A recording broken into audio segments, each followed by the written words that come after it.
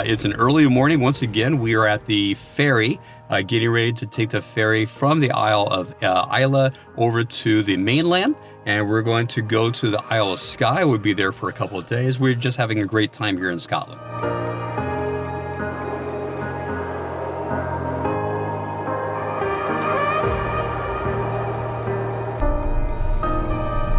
We are now back on the mainland, and we're going to go get some fuel and on to the Isle of Skye.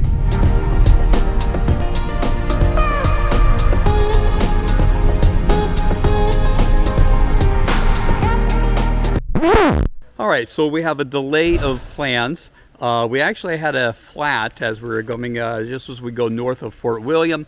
So we are here getting our flat fixed. So, and then we're back on the road.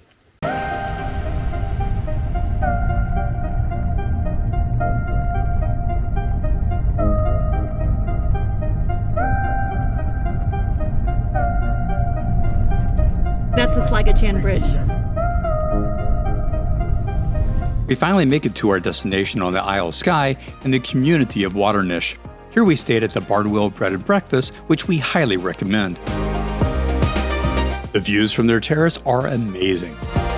Waternish's population is only about 200 people, yet they have a Michelin-rated restaurant.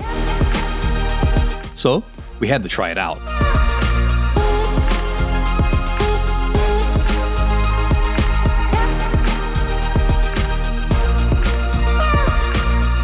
Yeah, it was that good.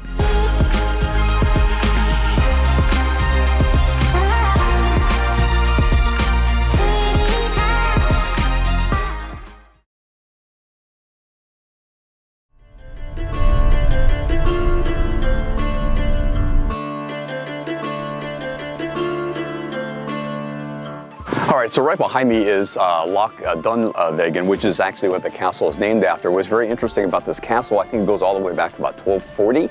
The first portion of the castle was built. This castle, unlike all the others, actually has been owned by one family for the last 800 years, which is pretty cool. That family is the clan of MacLeod, which descends from MacLeod, who first began building this castle in the 13th century. MacLeod died in 1280, but he had begun a clan that would become influential in the northwest Scottish Highlands, and especially on the Isle of Skye. Throughout the castle, we find paintings of his descendants.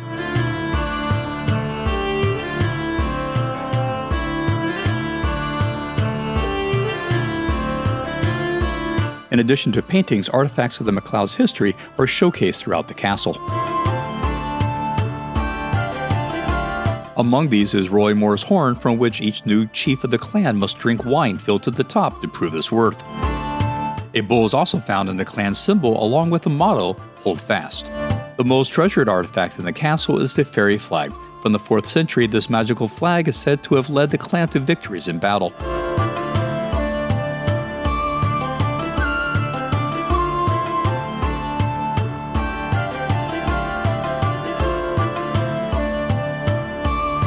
But what type of castle would this be if it didn't have a dungeon?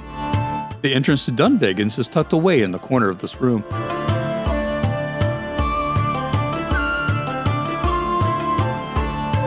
But prisoners are not the only things found downstairs. Another door reveals a stairwell down which servants would descend to their quarters. Another downstairs chamber reveals other treasures such as the Dunvegan Pictish stone. This stone from medieval times was found near the property and moved here in 1913. In the same chamber, we find the Great Sword of Dunvegan, which belonged to the clan's 7th chief, William MacLeod, who died in 1480.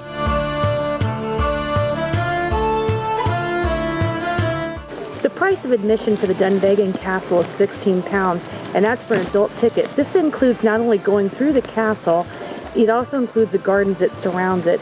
The gardens here are amazing. It is a really beautiful place and well worth the time.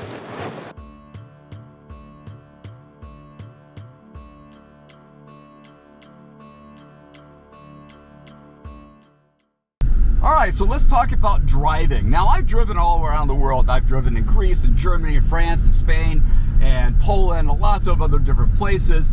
But driving in Scotland is a completely different animal. First of all, you drive on the left side of the road. That actually is pretty easy. That's not too much of a big deal. You just have to remember when you're coming onto traffic, you're going to stay to the left. You're in a car that is on the driver's side is on the right side of the car, which means your perspective of looking at the road is actually about 3 feet to the right as what you're normal used to. After a while, you get used to that. The big issue is that Scotland, the government, does not waste a single ounce of asphalt in making their roads. You can have roads such we're on right now, which is known as a single pass or a single track road, where literally the road is only wide enough for one car. So you're always looking for another car to come and then coming towards you, and then you have little passing places where either you or the other driver will go over to the left or the right, and you pass on through. Those aren't even that bad. The big issue is the two-lane, I'm going to use the term highway very, very loosely. The lanes that you have, either on either side, literally is no wider than a semi-truck. In fact, we're behind a semi-truck yesterday. We could see that the left line, the left tires were right on the left line of the lane, and the right tires on the right line of the lane. And you're passing these trucks and vans. Most of the trucks and the buses are actually a little bit in your lane, which doesn't give you very much room at all, and there is no shoulder. So yeah, it is, for me, it is the most challenging place I've actually ever driven, and I'm aging basically 2 or 3 years in the 5 days we're actually driving around Scotland. Well, we survived the 10-minute drive from Dunvegan Castle to arrive at the parking area for the hike to Coral Beach.